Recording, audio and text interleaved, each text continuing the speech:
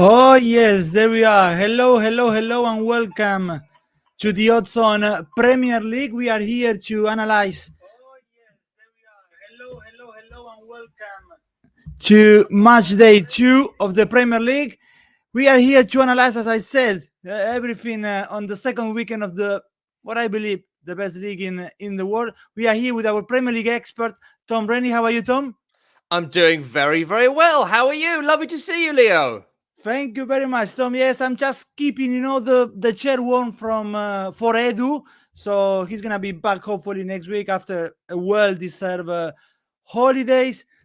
Guys, what you can expect from us, or mostly from Tom, I would say, is in this show is tips and prediction for all 10 games of match day 2 in the Premier League. And also by the end of the show, Tom will share with you what he believes is his safe bet and also his ACCA for this round of fixture. Before we start, just two kindly reminders for you.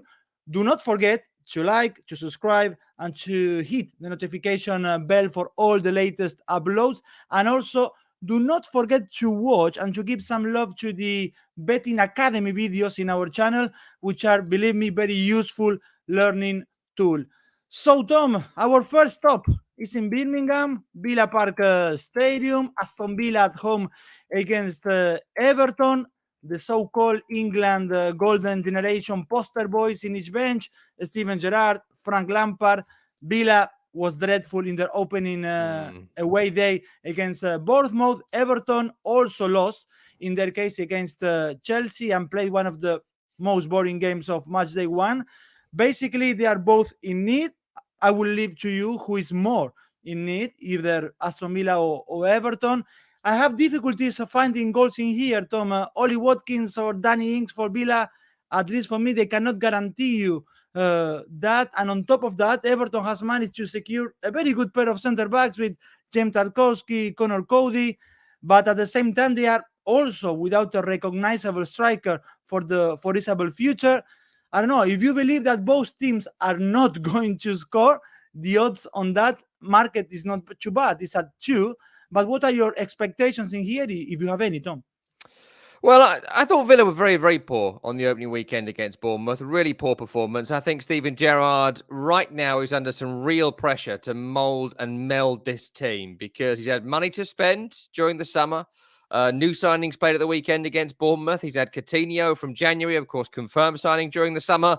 But he's still got the same problem that Dean Smith had before him. Is it Ollie Watkins or is it Danny Ings? Which one is your striker? Pick one. They can't play together. Back end of last season was Watkins. Start of this season was Danny Ings. I still don't know who their best striker is. I would suggest one should go and they should buy players that complement that forward as opposed to trying to make it work. The other element is that never get fooled. And this happened to me last week, I'll admit to you. Never get fooled by pre-season, right? Because players can be amazing in pre-season and they end up being like they used to be, which is useless come the season. Looking at you, Leon Bailey. Right, Leon Bailey, amazing in pre-season. Amazing when he was 21. This guy is not a Premier League player. Full stop. The end. He's got to go. Right, start of the weekend was obviously useless. So Villa at the moment got issues offensively. The front 6, how do they play? Or front 5 with Kamara behind them. Didn't learn much last week. They were outplayed by Bournemouth. Defensively as well, Tyrone Mings, is he leaving? Is he happy? Will he come back in? Ezri Konsa's the second centre-half now, which is odd to me. So there's question marks defensively and offensively about Aston Villa. For Everton, as you mentioned, just the most atrocious game of football last week against Chelsea. It really was an abomination of a football match. There was a few bad ones last week, first time back and all that, fine. But Everton were especially bad. They have made some signings this week. I don't know whether Onana will play, but I hear good things about him. They need energy in midfield, so that's a good signing. But he's more of an attacking number 10, so I hear. Not exactly the centre forward they need. Still no Dominic Calvert-Lewin available for Everton as well. He'll be out for a while. Yerry Mina injured, of course he is. But I think that's not going to be massively concerning for Everton. Ben Godfrey injured's more of a concern. I like Connor Cody as a signing, like Tarkowski, the third centre-half, maybe Mason Holgate. That's not a bad 3. So, look, Everton are going into games right now, like the back end of last season, not to lose. Do Aston Villa have the ability to down Everton's defence? I don't think they do. I don't think they do. I think you started by coming to me with a low-scoring suggestion, and I think low scoring is absolutely right. If you're going to take a winner here, go under. Go under, which will be 1-0 either way. But I'm looking at draw at 375. That'll go up to about 4-1 by Saturday morning, UK time. So I would take the draw. I would take low scoring. If you're going to edge a winner one way or the other, I would go Everton by a goal to nil. But draw. I'm reading a little bit some of the comments here as well. Tom, for example, Marco Paul saying maybe Everton double chance. Someone saying tough game to bet on. I will avoid that one. So that was our first match, Aston Villa, Everton at Villa Park. From Birmingham, then, Tom, we go to London for Arsenal, Leicester. Arsenal, Arteta's, they were impressive on day one, at least for 45 minutes or so. But I have the tendency to hold my horses when it comes to Arsenal because of their inconsistency. They can be the Globetrotters one weekend and terrible the next one. This said, I agree with the bookies and the difference on the odds. We can see Arsenal on 1.53 for a win, or Leicester on a 7.3. So still, the Foxes are still to make a signing. They've thrown away a 2-0 lead with the Brentford in the opening day. What's your view in here, Tom? Beautifully put, by the way. Hold your horses on Arsenal. That's exactly right in terms of their season. But I agree with you. I think they were brilliant on the first day against Crystal Palace. And the reason why, though my horses are still held, I am just loosening the reins a little bit, is because they were so impressive. And they went to Crystal Palace where they lost 3-0 last year and won by 2-0 quite comfortably. Mikel Arteta is building a top 6 team. He's not building a title-winning team. He's building a team for what Arsenal are now, not what they were 18 years ago, which has been the mistake of the majority of the last 18 years. He's lowering expectation, building a young team, and they're good to watch. I don't think they're going to be challenging for the Premier League title any soon, but they're going to be in a battle for 4th every year for the next 5 years. And that's the budget they're playing with, and that's the kind of players they're buying. A lot of the deadwood has now gone. I think only 2 of the squad now were there in 2016. They're just turning players out at Arsenal, so that's great. Jesus, I thought, was fantastic for 20 minutes against Crystal Palace. Zinchenko played very, very well for spells of the game. Saliba, I thought, was brilliant in the game. Lots of positives about last week. As for Leicester City, they just need some fresh blood in this squad. They look like a side in desperate need of some sort of rejuvenation. But what's going to happen over the next, what have we got, 3 weeks or so of the transfer window? Players will leave. Money must be raised. The owners don't have it to put in right now. So I imagine Fofana will go, 1 or 2 others will go, and they'll be able to reinvest in the team. And at times, teams often go into 2 or 3 year cycles. Leicester's cycle has come to an end. There are certain players that have got to leave so they can rejuvenate everyone else, which they've done brilliantly previously. Right now, they are struggling to do so. And to lose Ricardo as well to another 6 months, I mean, that's just such a blow. I think he's so good. So to lose him again is massive. Look, here, I can't see a Leicester win. I just can't. I just don't see it at the moment. There's so much not right with Leicester, not dramatically wrong, but they're on a downslope and something needs to burst them back into life. Usually that's signings. It might be a shock win, but right now I fear for them. And Arsenal, defensively solid, offensively impressive, first home game of the season. I can only see an Arsenal win. 1.4, 1.5 is rubbish, so look to double this up with some things. I'd be looking at Arsenal score in both halves. I'd be looking at Arsenal do not concede. And also I did find, now I don't recommend this on a regular basis, but occasionally for fun, for a low fee, Jesus scores first and Arsenal win 2-0, 35-1. Now I don't recommend specific bets a lot. So I'd recommend the big money goes on Arsenal win, Arsenal score in both halves. But if you do fancy like a Euro, couple of Euros, bit of fun, one on behalf of the kids, that's what I'd go for. People already agreeing with you on the comments, Tom. So, guys, please keep putting the comments below. For example, Cabello Lebogo saying Arsenal straight win. Jesus returning to his best. Alb D saying Arsenal should win this one comfortably. And from here, then we go to Brighton and Newcastle, Tom. What a debut, actually, for the Seagulls, shocking almost everyone at Old Trafford last weekend. Yes, they've lost Bissouma and Cucurella, but they are still a very enjoyable team to watch. This one, Tom, should be, I believe, at least an entertaining one. At least who could think of two teams, or you could think of two teams on the front foot. Newcastle and Eddie Howe are trying a different brand of football. They have in Joelinton maybe a transformation as a winger, which I haven't seen in the Premier League since the days of Victor Moses at Chelsea. One aspect, I don't know, Newcastle had 11 corners against Forest, and 5+ corners for the Magpies, had odds of 2.1, not bad. Do you agree with the bookies that place Brighton being favorites against Newcastle for this one, Tom? Oh, you know what? With every other result this week, I have a favourite. I have an inkling for something. This, I feel like all results are possible. This might well be an avoider for me this week because, look, Brighton were fantastic last week, but we know they're an incredibly well-coached team, but they do have limitations in their playing staff. So, look, Danny Welbeck was amazing last week. Who would bet on him being amazing this week? I would not. Pascal Gross scored twice last week. Who'd bet on him scoring another goal this season? Except when they play Manchester United. I would not. As for Newcastle, the front three last week was Almiron, Wilson, and Saint-Maximin. At times, that looks great. Other times, it looks completely ineffective. Very tough. Very tough, this one. I think that they are two teams with two good coaches who like to play good football. So I'll say that, and I agree with you in terms of entertainment value. What I'd be looking at here is both teams score. I'd be looking here at one team scores in the first half, the other team scores in the second half, and we end on a draw with both teams scoring. I would not pick a winner here. I think that you're looking at both teams going to be defensively solid, offensively impressive. I like the corner thing you mentioned, but I also think possession is going to be really interesting. This might be our first ever 50-50 split in possession that we've ever bet on, because I can see that happening. Over 550 passes per team, 50% possession.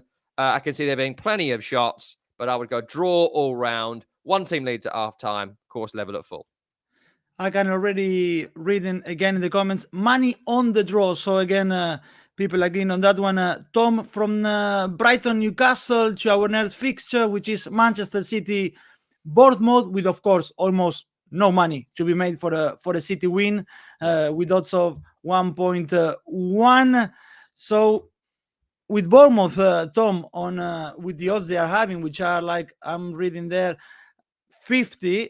I believe if it ends up being one of those days when all the planets are aligned and the miracle happens, then we may be able to pay our next winter energy bill if Bournemouth win with those odds. But I don't know if that kind of over-optimistic Bournemouth fan even exists somewhere. On the Asian handicap market, you must go for a -3 for a City win to find something attractive. So what will you be looking in such a one-sided match, at least on paper, as this City Bournemouth?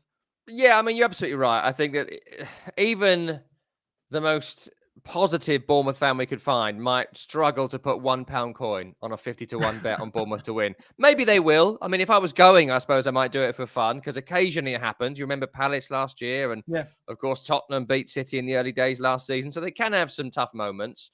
Briefly on Bournemouth, I was very impressed by them last week. A lot of the first week optimism carried them to victory against Aston Villa. I still think they'll be relegated this season. I still don't think in the end their squad is anywhere near the quality to stay in the Premier League, but good on them for their victory last week. They'll battle to the end, I'll guarantee you that.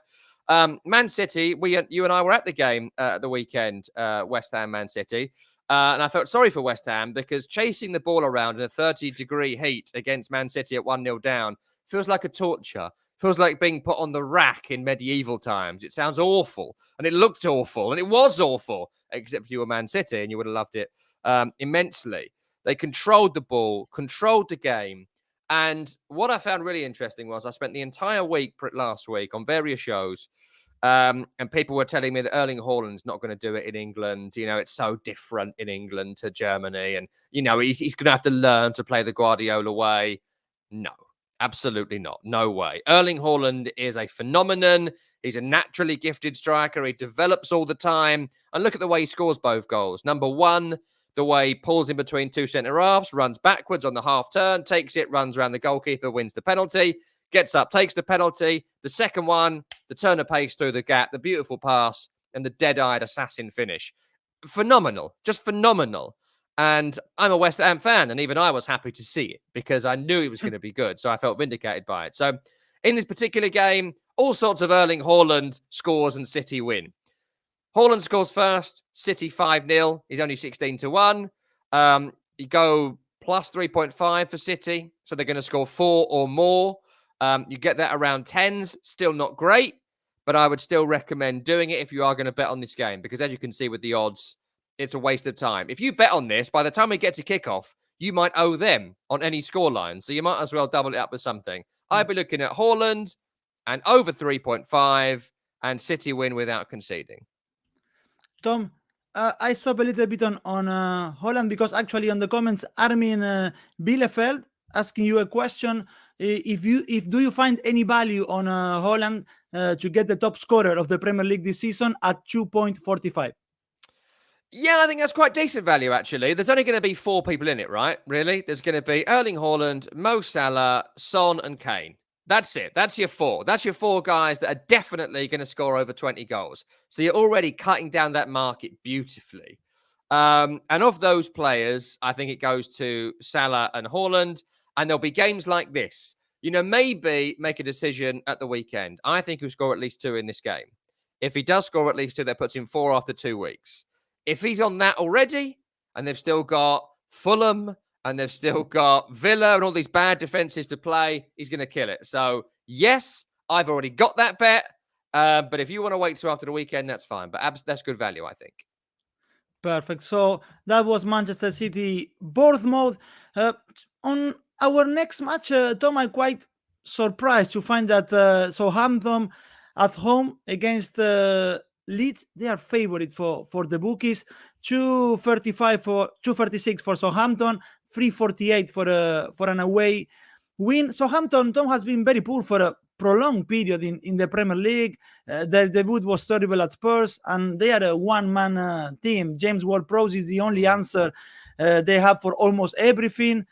On the other side, Leeds never disappoints. They are always there to entertain you for the good or for the bad reasons, but they overcame a 0-1 deficit situation in their opening day against Wolverhampton. They are both very leaky teams, I would say, and that's why both teams to score is at a low 1.63. Do you agree with me that Leeds should be the favorites for this one, or it's fine for you, Southampton being there as the bookies are placing them? I'm happy they're not favourites because I'm betting on them to win. So that's fantastic for us, I think, at 3.5. It was about 3.1 this morning. So it's going up and up and up. By the time we get to the weekend, this may well be 4-1. Then there may well be something the bookies know currently that we don't know. But look, briefly on Southampton, dreadful last week. James Ward-Prowse is brilliant. His set-piece delivery is brilliant. His technical execution is brilliant, but he's let down by the players around him. They have not, when you want to keep someone like James Ward-Prowse, sort of like Declan Rice at West Ham or something like that, if you want to keep them happy, what you do is add players and try and convince them you're going in the right direction. Southampton are not doing that. There's been no cash injection over the last couple of years. And all they've done is replace players that have left. I like Kevin Bazunu a goalkeeper, better than Fraser Forster and McCarthy and Willie Caballero, I think. But, not one to write home about. And the formation last week, which looked a bit like 3 at the back, 4 in midfield and 1 up front, with Joe Aribo sprinting around trying to get involved. Poor. I mean, it was just poor all over. I know Tottenham are good. I expect them to challenge this season. And I mean for the title, not win it, but challenge. So tough. So we didn't learn much about them last week. But as you say, last season, awful back end of the campaign. For Leeds United, I think that they have got a group of players who have signed on to Jesse Marsch. They've signed on. They've brought in players who are signed on. Tyler Adams and Brendan Aronson. I thought Aronson was great last week. He will cover more ground this year in the Premier League than almost any other player. He's ludicrous. Technically, occasionally found wanting, but his energy is brilliant. And they bring energy. That Wolves game last week was thrilling to watch. And they deserve to win it just about. So, look, I think Leeds here, if they can outwork Southampton, which I think they will win. There's a great double chance bet here. This is your guaranteed double chance. Leeds and draw. I wouldn't bet on Southampton at 2-1. I don't think I'll be betting on Southampton a great deal this season. They may well surprise us, but in this particular one, Both teams score. Leeds win. Double chance Leeds. That's what I go for. Perfect. So that was Southampton Leeds. The next one, Tom, could be, at least when I first saw it on paper, a bit harder to predict, maybe with Wolverhampton receiving the visit of Fulham, who's done it surprisingly very well against Liverpool. Wolf, we mentioned now with Leeds left empty-handed. They let their captain, Conor Cody, to leave on loan. They just have signed, the Portuguese Gonzalo Guedes. Anyway, all Wolves business this summer looks a bit strange for me. They say that Bruno Lage now will have the squad he needs to play the style he wants. For the visitors, if Mitrovic can replicate half of his championship season, I guess they will be there to fight to avoid relegation if he can replicate that. He started in style against Liverpool.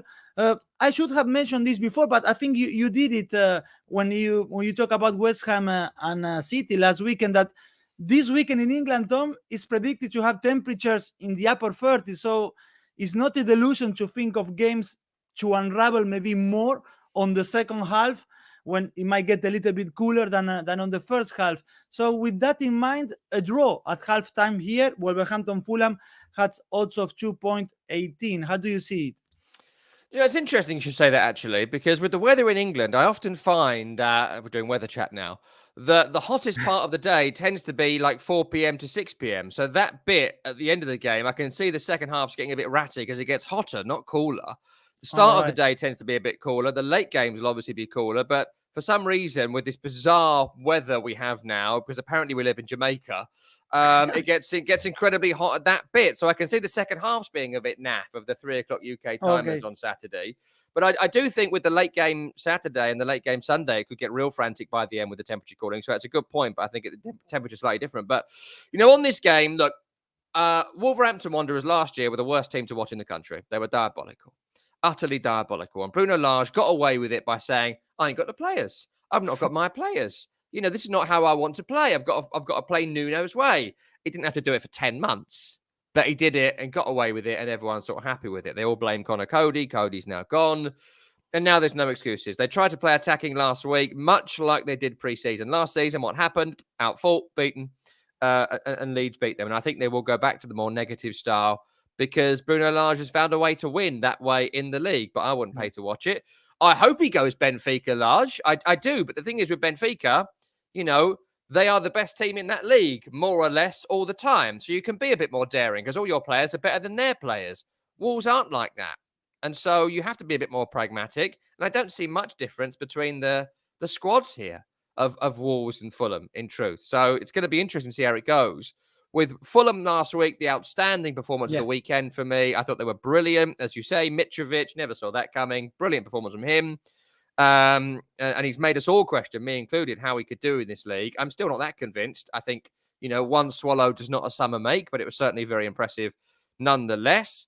They've bought well this week. I like Shane Duffy from Brighton. I think that's a real smart defensive signing, better than Tim Ream, though he played well last week. It's a Diop from West Ham. Again, sometimes great, sometimes useless, but can put in a big performance. And if he's loved at Leeds centre-half, that could be a good signing. So, smart signings, great opening day. Not a big fan of Wolverhampton Wanderers. I'm here to be convinced by them, but currently not. So I'd be looking here for a Fulham win.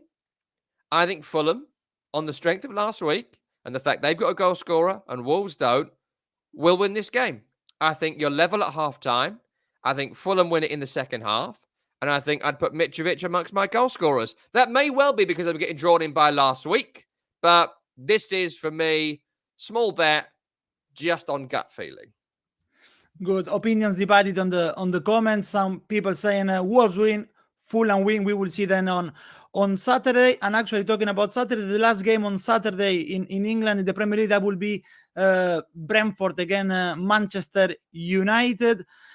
Everyone said that last Sunday was the worst possible start for Manchester United, Tom, but we have news. It could still get worse. And Lisandro Martinez could not handle Welbeck in Old Trafford, and now he will have to deal with Ivan Toney in the air. Good luck with that. This week has been shambles for sure. Everyone knows, with United chasing Adrian Rabiot. We don't know why, and even more with the Arnautovic rumors. In the end, they took that possible transfer down. Can we expect a complete turnaround in West London for United here, Tom? What a great question. What a great question. Look, I'll start with Man United because they are such a big story. Look, they are not a top 2, top 3 team. They're in the battle for the Champions League. Everyone must accept that. And that is still, a good place to be for most football fans. Not for them, but, for most football fans, they'd be happy. They need to go through the process that Arsenal have gone through recently. Forget the title, forget the history, get rid of a lot of people, hire the right manager, and go through a process of, just being good again, being young, being good, freshen it up. And I think they should follow the Arteta model. They're not doing that, of course, because they're Man United Football Club and they're better than that. But they should be doing that. Look, I actually think Arnautovic wouldn't have been a bad signing. I've not seen him for a couple of years. Obviously, he was at West Ham. I don't know what he did in China. I hear good things about his time at Bologna, but I haven't seen it firsthand. But he's the kind of striker they need, because he holds the ball up, he runs the channels, he can play different roles across the front line and brings an aggression that Man United do not have. I don't know if at 33 he's that player, but the sheer looking down your nose on Arnautovic from most supporters I found a bit odd, because I think he's a good player. And eventually you've got to start signing players that work for this manager in this team, and they haven't done that. So last week was bad. But on paper, right, you go into this game, the front three could be Cristiano Ronaldo, Marcus Rashford, Jadon Sancho. Brilliant. That's a brilliant trio of players, right? You've got to make them play together, and there's, subtleties to that. Midfield could be Christian Eriksen, Bruno Fernandes, and one of Fred or McTominay. Stop playing them together. One of McTominay or Fred. Just pick one, right? And they can be a defensive midfielder. Probably McTominay, I would say. And then defense would be Lisandro Martinez, who you're absolutely right, got caught out last week, and they'll fire balls in the air towards him, Brentford, and he'll lose, but he's got to learn to deal with it. Harry Maguire, Malacia, and another fullback, whoever they pick, and the goalkeeper David De Gea. That's good. That's a good team. That's top 6 team. Could be a top 4 team. So how they play is the question, and I haven't got a clue. I mean, after last week, it was so flat. It was so miserable. And, all the stories around Man United, the hope and expectation of the whole thing, it might help them their way from home. United tend to have a very supportive crowd, and they travel in big numbers, so they might do well here. The trouble is, you've got to outfight Brentford. And how are they going to do that? How are they going to do that in this game? Brentford are going to be bang up for this. And it's that time, as I mentioned earlier, sun's just gone down, feverish atmosphere, calling out. It's an awful fixture for Man United, second up. Awful, awful fixture. At 4-1, I would take Brentford. At 4-1, it's worth a punt here. I'm not recommending that Brentford win, but I can see it.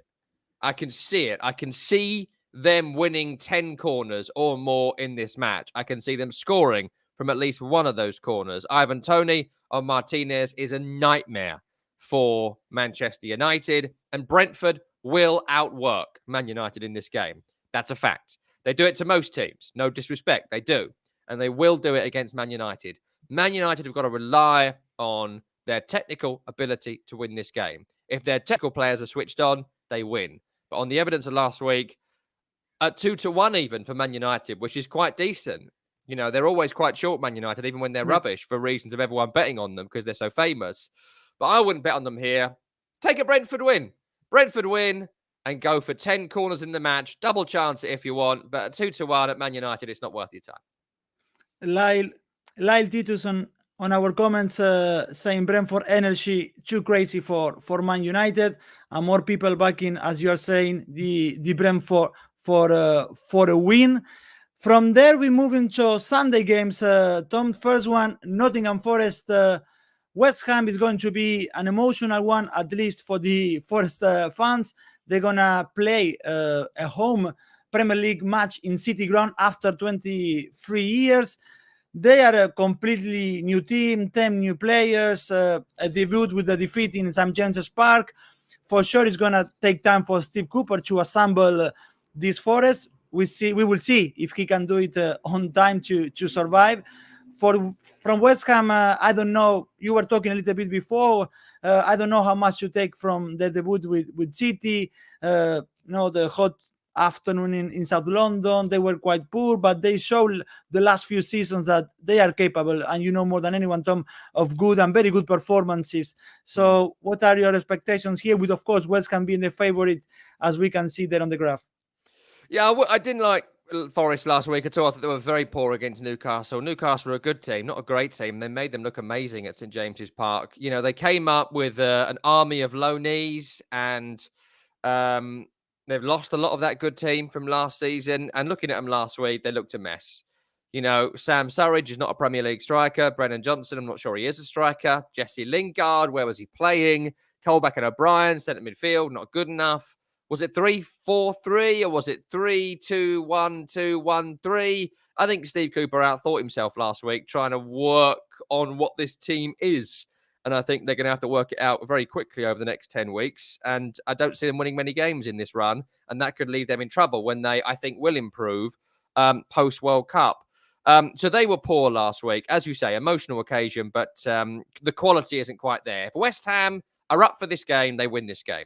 I learned nothing from last week against Manchester City because they didn't have the ball. It was far too hot. Haaland scored a couple of goals, and I think those tactics have worked against Man City multiple times. They didn't on this occasion, and David Moyes didn't have a secondary tactic. I'd like to see a centre-half come in. At the moment, they haven't signed one. I think Craig Dawson's still out. Ogbonna's still out. Diop's been sold. Zuma is fit. Ben Johnson did all right, but he's not a centre-half. I'd like to see someone have come in before the weekend. We may be too late for that now. But apart from that, I don't see many changes. If Antonio's fit, he plays. I'd like to see Benrahma come in as part of the front three. They lacked creativity last week. Apart from that, I wouldn't make any changes. I think West Ham are still a bit of a machine. I still think West Ham have got very clear patterns of play. I think West Ham, if they go into this game with the right mentality, will win it. I think West Ham will win it by scoring in both halves. I think West Ham will win it by scoring from at least one corner. I'd be looking for those Land of the Giants players, Soucek, Zuma, to be a massive threat from corners. West Ham will have over 5 corners in the game. West Ham will score from one of those corners, and West Ham will win this game without conceding, scoring in both halves. Very specific. Perfect. So now we do have 2 games to go. Tom, the first one is Chelsea-Tottenham at Stamford Bridge. Last season in January, when they played 3 times in a space of 10 days, and Chelsea won them all, Conte said that they were far away from them to compete. 6 months later, and that statement will not be accepted, I believe, today. Favorite here, yes, Chelsea. The feeling is that there is some money to make with Spurs here. Do you agree? Yeah, I absolutely feel that at 3.4. And again, these odds always go up. The later it is, but before the teams come out, the odds always go up from when we do these recordings. So if you put this bet on Sunday around about 12 p.m. UK time, this might be 4.5 for Tottenham Hotspur. Now, that would be a beautiful, beautiful bet for this weekend, because Chelsea last week were poor. They were so poor.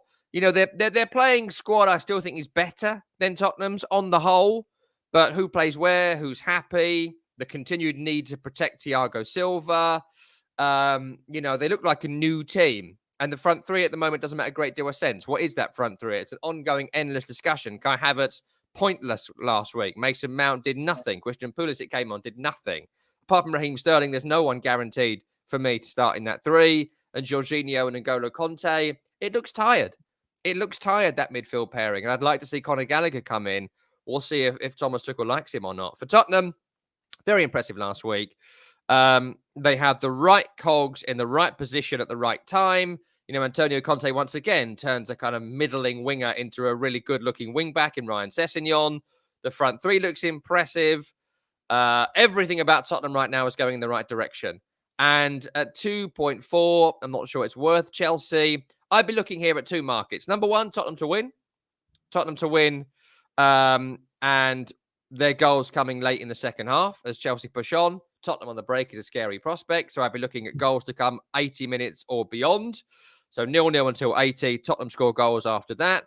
The other market here is your cards market. So I'd be looking here for this to be a feisty affair. Sun's going down. Two teams who hate each other, two sets of fans who hate each other. Fans back in Stamford Bridge after last season, of course. First home game. I'd be looking for over 6 yellow cards in this game, which is 3 yellow cards per team, but look at any combination of 6 yellow cards. And I'd be looking at the possibility of a red card too. So look at your red card market, yellow card market, and Tottenham win by scoring late goals. So all in all, quite a lively encounter then in Stamford Bridge, Chelsea and Tottenham. And the last one, Tom, is at Anfield, Liverpool Crystal Palace. A very upset Jurgen Klopp with his team last weekend, questioning that they did not have the right attitude from the first minute. They were better in the second half with Darwin Núñez. But against the Eagles on Monday night, they should not have many troubles, I suppose. The kind of game that once the can is open, you can expect more to follow. Will you go to the Asian handicap market in this Liverpool Crystal Palace? Not after last week. I'm bruised after last week. I'm a little bit bruised because Liverpool's problems are clear. It's the midfield. The midfield is a problem for Liverpool. Fabinho is a world-class player. Who plays with him? I have absolutely no idea. Thiago injured, as you mentioned. Naby Keita's not good enough. Harvey Elliott's 13 years old.